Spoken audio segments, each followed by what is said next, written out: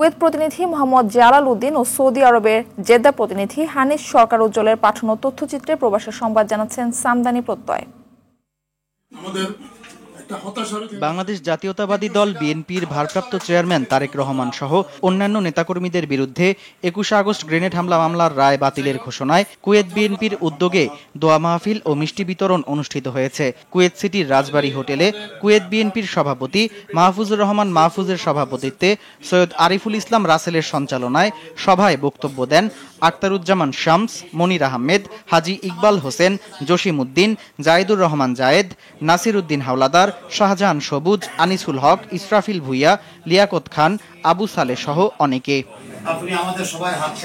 Saudi Bangladesh business and investors ফোরামের সহসভাপতি শেখ জাকির হোসেনের বাবা শেখ জাফর আহমেদের মৃত্যুতে শোকসভা ও দোয়া মাহফিলের আয়োজন করেছে সংগঠনটি।